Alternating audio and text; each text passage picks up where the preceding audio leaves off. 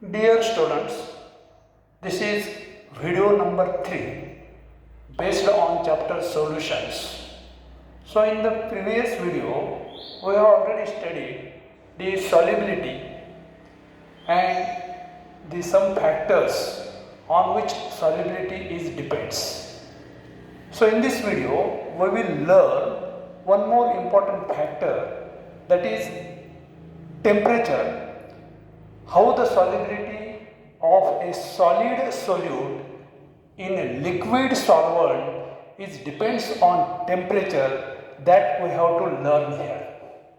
So see, solubility changes with temperature, no doubt. Solubility changes with temperature, but it is depends on enthalpy of solution. So that's why we will see what is meant by enthalpy of solution. So enthalpy of solution is nothing but that is the amount of heat evolved or absorbed during the process of dissolution of particular solute. What it means, see, the enthalpy change that accompanying or taking place when 1 mole of solute is completely dissolved in specified amount of solvent so as to form the solution of specific concentration at the given temperature, that is called as the enthalpy of solution. So this is the aspect from the thermodynamics. So what is mean by enthalpy of solution कशाला म्हणतात पहा. एखादा solute जेव्हा सॉल्व्हंटमध्ये विरघळत असतो त्यावेळेस जी काही heat absorb केली जाते किंवा इव्हॉल्व होते, त्या हीटचं मोजमाप जे आहे एन्थाल्पी ऑफ सोल्युशन मध्ये आपण करतो. काय केलेले definition enthalpy of solution? The enthalpy change that accompanying or taking place means the heat absorbed or evolved when 1 mole of solute is completely dissolved in specified amount of solvent so as to form the solution of specific concentration at the given temperature, that is called as the enthalpy of solution. पहा, मग enthalpy of solution वरती change in solubility, how solubility changes with temperature, that depends upon the enthalpy of solution. Then how it is depends, हे कसं आहे ते आपण इथे पाहणार आहोत. पहा, for example, now say I have shown here few examples. So how the dissolution of KCl takes place? KCl solid plus aqueous, that is water, it gives KCl aqueous. KCl चं सोल्युशन कसं तयार होतं. So in this case, see here, delta solution H, enthalpy of solution is given like this, that is 17.2 kilojoules per mole. What it means? That is, this is the endothermic process. पहा, इथे आपण काही endothermic process पाहणार आहोत. Endothermic process, the process in which heat is absorbed. तर या ठिकाणी KCl चं जे डिझोल्युशन आहे वॉटरमध्ये काय होतं पहा, heat is absorb, this much heat is absorb, याला म्हणतात पहा एन्थाल्पी ऑफ सोल्युशन. म्हणजेच काय, when 1 mole of KCl is dissolved in specific quantity of solvent water, formation of the KCl solution of the given concentration is there at that particular temperature. So the enthalpy change for 1 mole, पहा 1 मोल KCl dissolve होत असतानाचा enthalpy change, heat absorb किंवा evolve, याला enthalpy of solution म्हणतात. मग आता ही endothermic process आहे, तुमच्या लक्षात येतं का पहा. किंवा अजून एक एक्झाम्पल पहा, NaCl, dissolution of NaCl, this is also the endothermic process, the enthalpy change is given here. पहा, NaCl चं डिझोल्युशन सुद्धा त्याच पद्धतीने आहे. आता अजून एक रिॲक्शन पहा, अमोनियम नायट्रेटचं डिझोल्युशन जर पाहिलं आपण, how it dissolves in water solvent, पहा again the delta H is positive. म्हणजेच काय, all these 3 processes are endothermic, heat is absorbed. आणि मग आता या ठिकाणी काय होतं पहा, जर ही प्रोसेस एंडोथर्मिक असेल आहे, हीट ॲब्सॉर्ब केली जात असेल, तर मग काय व्हायला पाहिजे पहा इथे आहे. So this process or these dissolution processes should have to, that is, increase with addition of heat or with increase in temperature. पहा इथं का तुमच्या लक्षात आहे की ह्या तिन्ही प्रोसेस कशा आहेत, एंडोथर्मिक आहे. त्या ठिकाणी हीट ॲब्सॉर्ब केली जाते. हीट ॲब्सॉर्ब केली जाते म्हणजे हीट लागते किंवा टेम्परेचर लागतं, आणि म्हणून वाढत्या टेम्परेचरला काय व्हायला पाहिजे, यांच्या सॉलिबिलिटीज वाढायला पाहिजे पहा. आणि असं होतं सी. So according to the Le Chatelier's principle पहा, अजून एक प्रिन्सिपल आपल्याला या ठिकाणी पाहायचं आहे. काय होतं, so solubility yes increases with increasing temperature आहे पहा. How, that is the solubility changes with temperature. So this is depends upon the enthalpy of solution. Enthalpy of solution वरती अवलंबून आहे. मग एन्थॅल्पी ऑफ सोल्युशनवरती कसं अवलंबून आहे पहा, तर या एंडोथर्मिक प्रोसेसेस आहे. म्हणजेच ह्या चेंजेसच्या वेळेस KClचं सोल्युशन तयार करत असताना NaCl किंवा अमोनियम नायट्रेट हीट लागते, ॲब्सॉर्ब केली जाते. डेल्टा एच व्हॅल्यूज कशा आहेत, ह्या पॉझिटिव्ह आहे. आणि मग काय व्हायला पाहिजे पहा, so with increase in temperature, आपण टेम्परेचर देतो म्हणजे हीट सप्लाय करतो, सॉलिबिलिटी वाढायला पाहिजे आणि ती वाढते. So this is according to the Le Chatelier's principle. आता हे ली-चॅटलियस प्रिन्सिपल काय आहे पहा, सिम्पल सोपं प्रिन्सिपल आहे. So it states that when any stress is applied to a particular system, then what happens, that system readjusts itself so as to relieve that stress. पहा principal काय सांगतं पहा. आता इथे आपली केमिकल रिॲक्शन आहे किंवा ही रिव्हर्सिबल केमिकल रिॲक्शन आहे किंवा याला आपण सिस्टीम म्हणूयात आहे. जर समजा आपण एखाद्या सिस्टीमवरती स्ट्रेस दिला पहा, मग आता हे स्ट्रेस कसा देतो, ली-चॅटलियस प्रिन्सिपल काय सांगतो, स्ट्रेस कसा देतो एखाद्या सिस्टीमवरती. आता या रिॲक्शनवरती आहे टेम्परेचर, प्रेशर, व्हॉल्यूम जर चेंज केला तर तुम्हाला माहीत आहे. So this reaction is at equilibrium आहे. त्या रिॲक्शनमध्ये इक्विलिब्रियम जर असेल तर त्या ठिकाणी आपण पाहिलं कॉन्सन्ट्रेशन जे आहे रिॲक्टंटचे, प्रोडक्टचे हे कॉन्स्टंट असतात आणि मग ती रिॲक्शन एका स्टेडी स्लो पॅटर्ननी रेटनी चालत राहते. परंतु या ठिकाणी आपण काय केलं, आता या सिस्टीमवरती स्ट्रेस दिला म्हणजे काय केलं, व्हॉल्यूम, टेम्परेचर, प्रेशर किंवा कॉन्सन्ट्रेशन ऑफ एखाद्या सॉल्यूट सॉल्वंटचं चेंज केलं आपण. या ठिकाणी काय करतो आपण, आता याला हीट देतो according to the Le Chatelier's principle. Temperature वाढवतो म्हणजे याला हीट देतो आणि म्हणून काय होतं पहा, नाव काय होतं, हीट दिल्यामुळं आहे the reaction proceeds fast in the forward direction. It means that dissolution process increases. पहा, dissolution process increases. इथे का लक्षात पहा. आणि डिझोल्युशन प्रोसेस इन्क्रीजेस म्हणजे काय, सॉलिबिलिटी वाढते, सॉलिबिलिटी वाढते. आणि अकॉर्डिंग टू ली-चॅटलियस प्रिन्सिपल, ली-चॅटलियस प्रिन्सिपल सांगतं किंवा हीट ही एंडोथर्मिक प्रोसेस आहे. या ठिकाणी हीट ॲब्सॉर्ब केली जाते.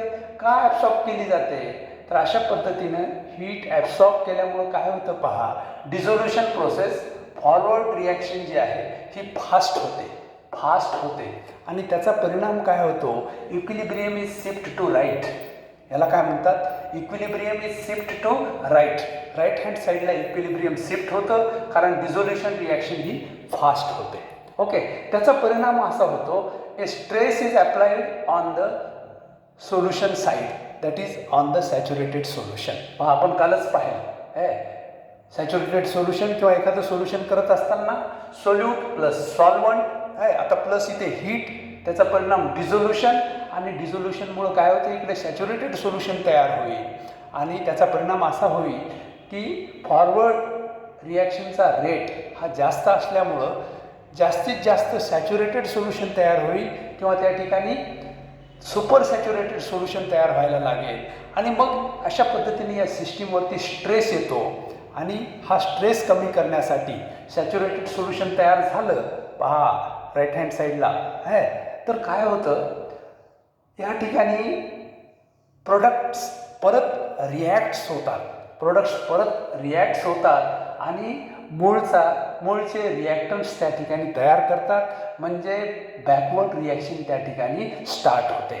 So that is according to the Le Chatelier's principle. In order to remove the stress, त्या सॅच्युरेटेड सोल्युशनवरती जो स्ट्रेस आलेला आहे, सॉल्यूट पार्टिकल्स येत आहेत सोल्युशनमध्ये, तो स्ट्रेस कमी करण्यासाठी सॅच्युरेटेड सोल्युशनमधले मॉलिक्युल्स परत इंटरॅक्ट होतात आणि मूळचा सोल्यूट तयार करतात. आपल्याला माहिती आहे क्रिस्टलायझेशन प्रोसेस होते. तर अशा पद्धतीनं ली चॅटलियस प्रिन्सिपल सांगतं की या ठिकाणी काय होतं पहा, वाढत्या टेम्परेचरनुसार सॉलिबिलिटी वाढते, solubility increases with increase in temperature. So this is according to the Le Chatelier's principle. आता थोडंसं आपण दुसरं उदाहरण पाहूयात. वेन प्रोसेस इज एक्झोथर्मिक, त्याऐवजी जर प्रोसेस एक्झोथर्मिक असेल, एक्झोथर्मिक प्रोसेसमध्ये आपल्याला माहिती आहे हीट इव्हॉल्व होते. हीट इव्हॉल्व होते म्हणजे काय होतं की हीटची आवश्यकता नाही आहे त्या रिॲक्शनला. तर याच्यामध्ये आपण उदाहरणात पाहूयात Na2SO4चं डिझोल्युशन. पहा रिॲक्शन इथे दाखवलेली आहे. Na2SO4चं डिझोल्युशन होत असताना ही एक्झोथर्मिक प्रोसेस आहे, म्हणजे हीट इज इव्हॉल्व. आणि मग या ठिकाणी काय व्हायला पाहिजे आता पहा, that is solubility decreases with increase in temperature, कारण टेम्परेचरची आवश्यकताच नाही. आणि मग आता याला जर आपण हीट करत असू तर आपली सॉलिबिलिटी काय आहे Na2SO4ची ही डिक्रीज होईल. पहा ओके, इथं का तुमच्या लक्षात.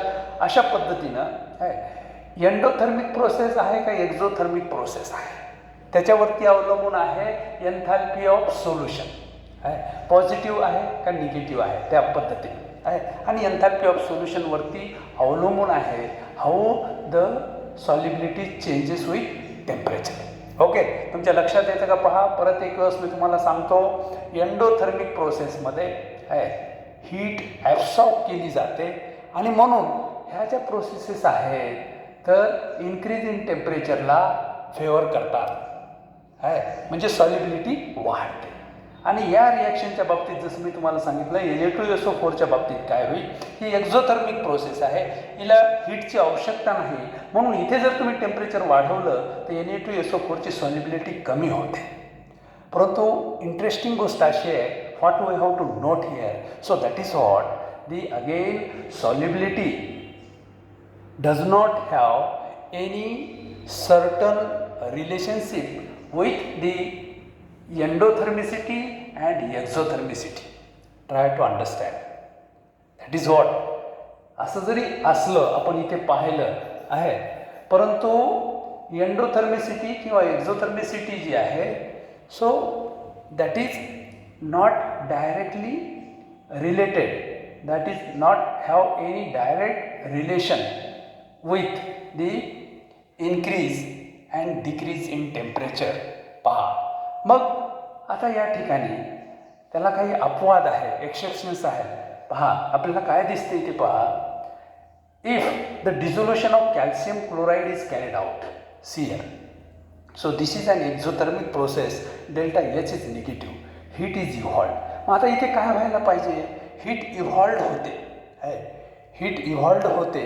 तर मग या ठिकाणी टेम्परेचरची आवश्यकता आहे का, टेम्परेचर हीट इव्हॉल्व होते, टेम्परेचरची आवश्यकता नाही. परंतु या ठिकाणी with increase in temperature solubility increases in case of Cl2 आहे. तर याच्यावरून एक गोष्ट लक्षात येते की सॉलिबिलिटी आहे ना, सॉलिबिलिटी आहे. So this is not directly related to the exothermicity and endothermicity, किंवा एंडोथर्मिक आणि एक्झोथर्मिक प्रोसेसची सॉलिबिलिटी ही डायरेक्ट रिलेटेड नाही. हा इथे आपल्याला अपवाद पाहायला भेटतो कॅल्शियम क्लोराईडच्या बाबतीत. आणि म्हणून in order to resolve this problem, that is what, so we have to note that is the solubility is does not depends certainly with the exothermicity and endothermicity. So that's why we have to study the solubilities of some ionic solids, how varies with temperature, and that's why we have to study this one more important graph. So this is the important graph. How the solubilities of some ionic solids varies with temperature. Varies with temperature. निश्चित certain अशी काही relation नाही आहे सॉलिबिलिटीची एक्झोथर्मिसिटी आणि एंडोथर्मिसिटीवरती. Solubility directly depend नाही आहे पहा. आणि म्हणून आपल्याला हा ग्राफ या ठिकाणी स्टडी करावा लागतो. सिम्पल ग्राफ आहे but this is important. What is that? The variation of solubilities of some ionic solids with temperature is shown with the help of this graph. So simple graph is there. So temperature is in degree centigrade and solubilities are taken on this y axis which are that is grams of solid per 100 H2O असा घेतलेला आहे. तर simple graph आहे. या ग्राफमध्ये आपल्याला 3 गोष्टी लक्षात येतात. पहा ग्राफची स्टडी केली तर पहा काय आहेत त्या या ठिकाणी लक्ष द्या. पहिला point solubility of NaCl. Look at this. Solubility of NaCl, solubility of KCl and solubility of NaBr. पहा लक्षात येते का तुमच्या? solubility of NaBr. Look at this graph. ये KCl and NaCl slightly changes with increase in temperature or slightly increases with increase in temperature. यांच्या बाबतीत काय होतं ते आपल्याला लक्षात ठेवायचं आहे. NaBr, KCl, NaClच्या बाबतीत त्यांचे सॉलिबिलिटीज वाढतात but slightly increases with increase in temperature. या ॲक्सिसवरती टेम्परेचर वाढत केलेलं आहे आणि म्हणून त्या पद्धतीनं सॉलिबिलिटीज या ॲक्सिसवरती आहे वर. तर अशा सॉलिबिलिटीज यांच्या वाढलेल्या आहेत पण कशा? Slightly. While the solubilities of potassium nitrate sodium nitrate and further more look at this KBr are considerably increases with increase in temperature. हा दुसरा मुद्दा पहा. पोटॅशियम नायट्रेट NaNO3 आणि KBr ग्रीन कलरमध्ये या ठिकाणी दाखवलेलं आहे मी. या ठिकाणी ग्राफ कसे दाखवले तर आपण solubilities considerably increases with increase in temperature. And one more important thing in third point the solubility of Na2SO4 solubility of Na2SO4 decreases with increase in temperature even though it is an exothermic process. Here पहा Na2SO4 आपण या ठिकाणी दाखवलेला आहे. Exothermic process आहे. मग या ठिकाणी पहा एक्झोथर्मिक प्रोसेस आहे तर या ठिकाणी काय होतं पहा सॉलिबिलिटी याची डिक्रीज होते. सॉलिबिलिटी याची डिक्रीज होते विथ इन्क्रीज इन टेम्परेचर. अशा पद्धतीने आपल्याला हा ग्राफ महत्त्वाचा आहे. सर्टन किंवा सम आयोनिक सॉलिडच्या सॉलिबिलिटीज कशा व्हॅरी होतात याची स्टडी या ठिकाणी केलेली आहे. Okay. So that is regarding to the how the solubilities of solutes in liquid solvents are depends on the temperature. Okay. One more thing is that in case of gasesच्या बाबतीत आपण पाहिलं when solute is gas which is dissolved in liquid solvent. For example, oxygen dissolved in water. आपल्याला माहिती आहे. So that is what when gaseous oxygen is dissolved in liquid solvent water. So what happens there? So with increase in temperature, solubility of the gases decreases. Solubility of the gases decreases. What is the effect of temperature on the solubility of gas, especially in case of oxygen? So in case of oxygen dissolved in water, आपल्याला माहित आहे. So that is very useful in case of the aquatic life. Respiration जे आहे aquatic लाईफचं फिशेसचं वगैरे depends upon the oxygen which is present in the dissolved form in the water. आणि म्हणून त्या ठिकाणी काय होतं गॅसेसची सॉलिबिलिटी ही डिक्रीज होते.